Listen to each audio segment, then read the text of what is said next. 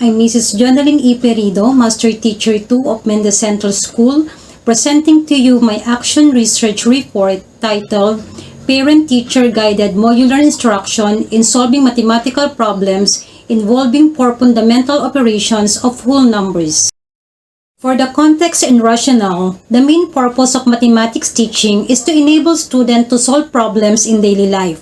According to the latest national test results, most students lack mathematical problem-solving skills, and this proved to be one of the reasons why overall achievement in mathematics is considered quite low.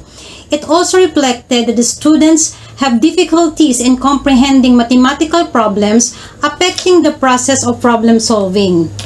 The result of the recently conducted LOA-Item Analysis during the periodical test in mathematics for the school year 2019-2020 revealed that more pupils on grade 3 got low mastery on the problem-solving competency. The result indicated that pupils have difficulty in comprehending and solving the word problems involving 4 fundamental operations of whole numbers as the least mastered competency. 2006 noted that children whose parents support them at home in learning mathematics are more likely to perform better in school, have a positive attitude towards learning, and acquire new skills easily. Here, parents' assistance makes tremendous impact on children's education. Quatovana and Makhalimeli 2015, seeing parents involved in the education of their children is a good thing because it improves the pupils' academic performance. Learners become more focused in their schoolwork. Although modules are self-directed, parents' guidance or assistance from family members with a collaborative partnership of teacher as facilitator of learning was very much essential in helping the learners in accomplishing the task provided in the module. The above-cited research findings and studies motivated me to conduct this study to find out if the use of modular instruction guided by parents and teachers will really help to improve the problem-solving skills of grade 4 pupils in 4 fundamental operations of whole numbers, which may be combinations of 2 or more operations since most of the pupils are new with the use of this learning modality.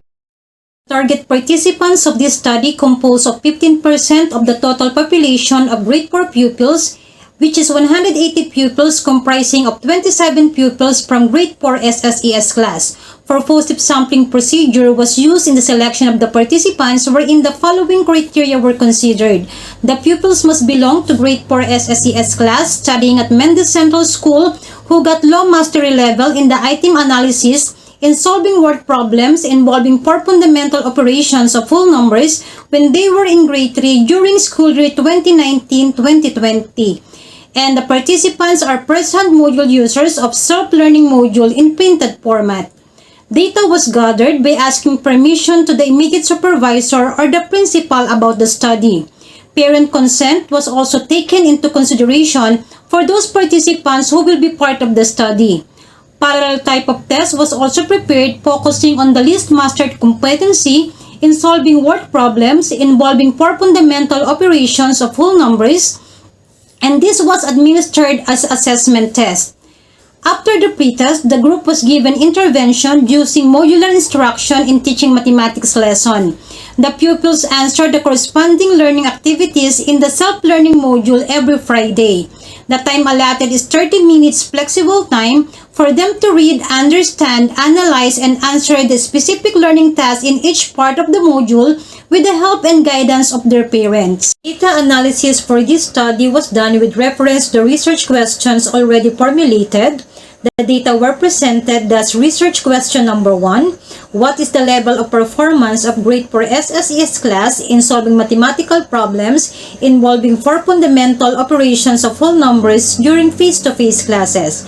Table 1 showed the mean SD and MPS of grade 4-SSES class in solving mathematical problems involving 4 fundamental operations of whole numbers during face-to-face classes. And it can be manifested from the table that the class got 6.89 mean out of 20 items mathematics pre-assessment test involving 4 fundamental operations of whole numbers, 1.45 SD and 34.44 MPS, which means that the group belonged to the pupils with low average with respect to the least mastered competency. Research question number 2. What is the level of performance of grade 4 SSES class in solving mathematical problems involving 4 fundamental operations of whole numbers taught via modular instruction guided by parent and teacher?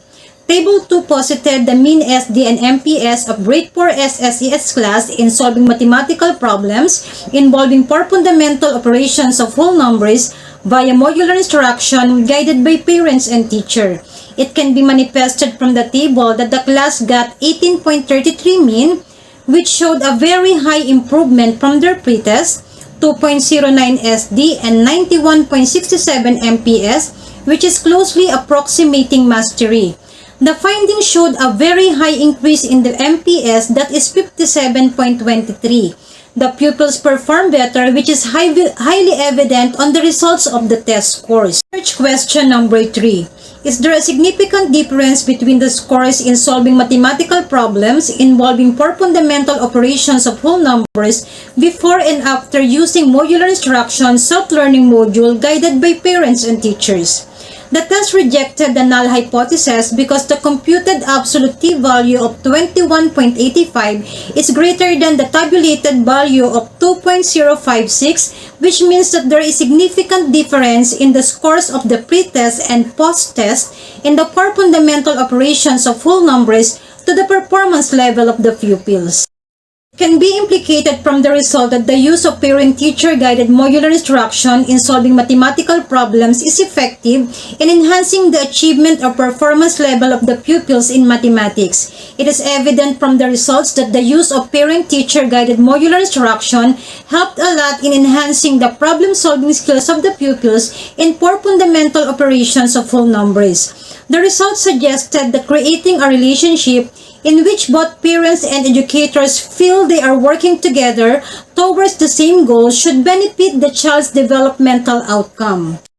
Based on the result of the study, it has been proven that the use of parent-teacher guided modular instruction constitutes as one of the effective forms of intervention in mathematics. The findings show that the scores of grade 4 SSES class has improved a lot in their post-test compared to their pretest scores. Therefore, utilization of parent-teacher guided modular instruction in solving mathematical problems has been effective, and it has significant relationship on pupils' performance in relation with mathematics.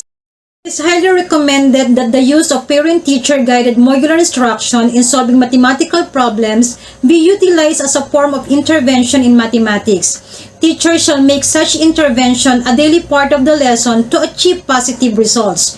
There is also a need to provide seminar workshops or trainings for teachers regarding the mathematical intervention in improving not only the problem-solving skills of the pupils, but also other mathematical concerns focusing on the least mastered competency. Future researchers are also encouraged to undertake another research study on the use of parent-teacher guided modular instruction in solving mathematical problems to find out how truly effective is the intervention. Knowing the great impact of parent-teacher guided modular instruction in solving mathematical problems, we need to intensify or strengthen the use of this intervention to improve the learning performance of struggling learners in mathematics in problem solving, not just for this period but for more succeeding years to come, so that many pupils will benefit from this study. Here are some of the references I use in conducting and accomplishing my research study, which may also serve as your point of reference in conducting the same research. Thank you very much for listening, and mabuhay po ang research advocates of DepEd Cavite Province.